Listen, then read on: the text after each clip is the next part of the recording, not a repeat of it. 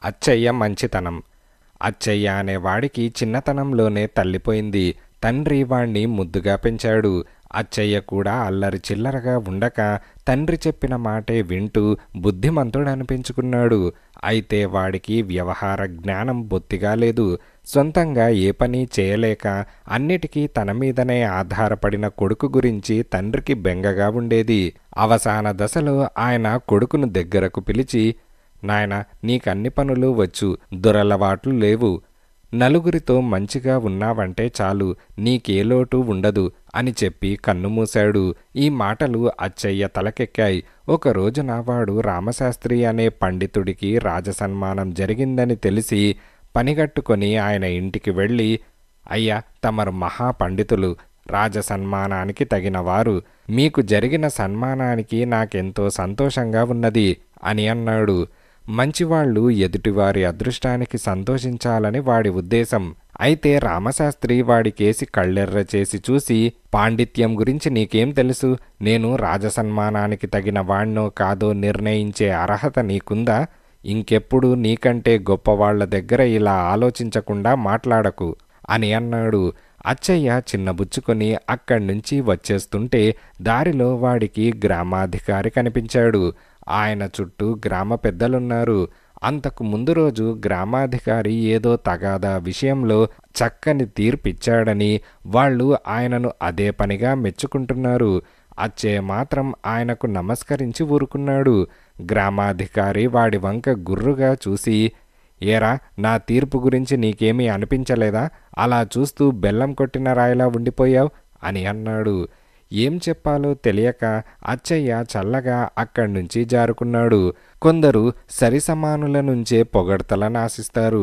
కొందరు ఎలాంటి వారు పొగిడినా సంతోషిస్తారు. కానీ ఈ తేడా తెలుసుకోవడం ఎలా?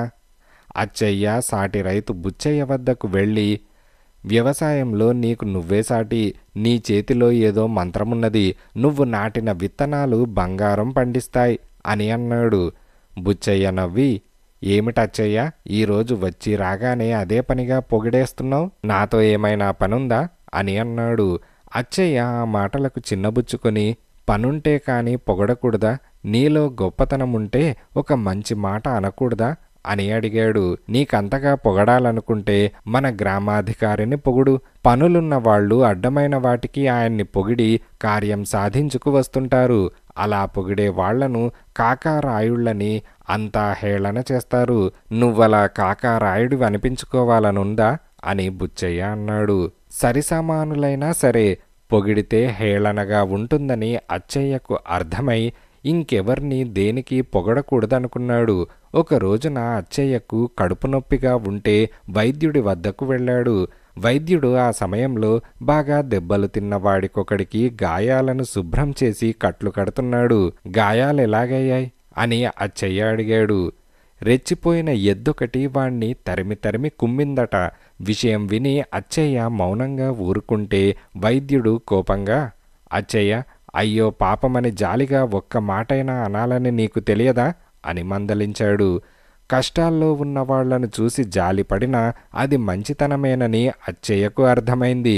ఆ తర్వాత వాడు ఇల్లు కాలిపోయి ఏడుస్తున్న భద్రయ్య అనేవాడి వద్దకు వెళ్ళి, అయ్యో పాపం, ఇల్లు కాలి నీకున్నదంతా పోయినట్టున్నది, నీ పరిస్థితి చూస్తుంటే చాలా బాధగా ఉన్నది అని అన్నాడు.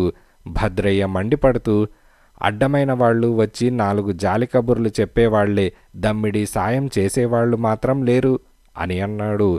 అచ్చయ్య దగ్గర డబ్బు లేదు. అందుకని వాడు కిమ్మనకుండా అక్కడ్నుంచి వెళ్ళిపోతూ, కష్టాల్లో ఉన్నవాళ్ల మీద జాలిపడితే చాలదు, సాయపడగలప్పుడే ఆ పని చేయాలి అని అనుకున్నాడు. ఇదిలా ఉండగా లక్షాధికారి రమణయ్య ఇంట్లో దొంగతనం జరిగి 25,000 వరహాలు పోయాయి. ఆయన లబోదిబోమంటుంటే ఒక్కొక్కరే ఆయన ఇంటికి వెళ్ళి ఓదార్చి వస్తున్నారు. అచ్చయ్య కూడా రమణయ్య ఇంటికి వెళ్ళి, అయ్యో, జరిగిందేదో జరిగిపోయింది, విచారించి ఏం ప్రయోజనం, తమకు కలిగిన నష్టం సామాన్యమైనది కాదు, ఏదో ఒక విధంగా మీకు సహాయపడాలని ఉన్నది, కావాలంటే ఈ సంవత్సరం తమ పొలాల్లో 2 ఎకరాలు ఉచితంగా దున్నిపెట్టి తమకు నా వంతుగా సాయపడగలను అని తన మాటగా చెప్పాడు. అంత దుఃఖంలోనూ రమణయ్య దీనికి మండిపడి, ఏరా 25,000 వరహాలు పోగానే అడుక్కు తినేవాణ్ణయిపోయాననుకుంటున్నావా? నీ చేతి సాయం చేయించుకునేటంత దిగజారిపోయాననుకుంటున్నావా? నీ స్థితికి నేను దిగజారిపోవాలని నీ వెధవ కోరికైతే ఇప్పుడే చెబుతున్నాను విను. ఇలాంటి దొంగతనాలు 10 జరిగినా నేను నీకంటే 1000 రెట్లు గొప్పగానే ఉంటాను, తెలిసిందా అని అన్నాడు. అక్కడున్న వాళ్ళందరూ కూడా దుఃఖంలో ఉన్న పెద్దవాళ్లతో మాట్లాడే పద్ధతి అదేనా అంటూ అచ్చయ్యను గట్టిగా మందలించారు. ఇంత జరిగాక అచ్చయ్యకు ఈ లోకంలో మంచిగా ఎలా జీవించాలా అన్న దిగులు పట్టుకున్నది. ఒకరోజు వాడు ఊరి చివర మర్రి చెట్టు కింద కూర్చొని ఆలోచిస్తూ ఉండగా సాధు ఒకడు వాణ్ణి చూసి, ఏం నాయనా అలా దిగులుగా ఉన్నావ్ అంటూ పలకరించాడు. అచ్చయ్య సాధువుకు తన బాధ చెప్పుకున్నాడు. సాధువు చిన్నగా నవ్వి, నీలో మంచివాడనిపించుకోవాలనే తాపత్రయం ఎక్కువగా ఉన్నది, అందుకే నువ్వు నలుగురి మధ్య నవ్వుల పాలయ్యావు అని అన్నాడు. స్వామి, నా కోరికలో తప్పున్నదా అని అచ్చయ్య అడిగాడు. నీ కోరికలో తప్పులేదు, కానీ ఎదుటివాడిలో ఉన్న మంచితనాన్ని గుర్తించక లేని చెడ్డతనాన్ని ఊహించుకునేవారే ఎక్కువ. అది లోకం తీరు అని సాధువు అన్నాడు. కానీ మా నాన్న నన్ను నలుగురితోనూ మంచిగా ఉండమని చెప్పి చనిపోయాడు, అది నాకు సాధ్యం కాదా అని అచ్చయ్య అన్నాడు. ఎందుకు సాధ్యం కాదు? నువ్వు మంచివాడివనిపించుకోవడం కోసం ఎవరిని పొగడనక్కర్లేదు, పనిగట్టుకుని ఎవరి మీద జాలిపడనక్కర్లేదు అని సాధువు అన్నాడు. మరేం చేయాలి అని అచ్చయ్య అడిగాడు. అందరితోనూ మంచిగా ఉండు అంతే అని సాధువు అన్నాడు.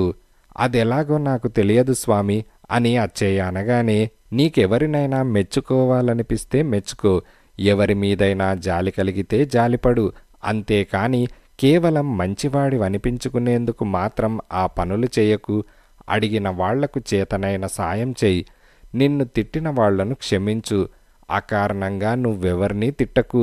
నువ్వు మంచిగా ఉన్నంతకాలం నీ గురించి ఎవరేమనుకున్నా బాధపడకు, అర్థమైందా అని సాధువు అనగానే దానితో అచ్చయ్యకు జ్ఞానోదయమైంది. స్వతహాగా మంచివాడు కావడం వల్ల వాడు సాధువు చెప్పినట్లే నడుచుకొని ఊళ్ళో అందరి చేత మంచివాడనిపించుకొని కలకాలం సుఖంగా జీవించాడు.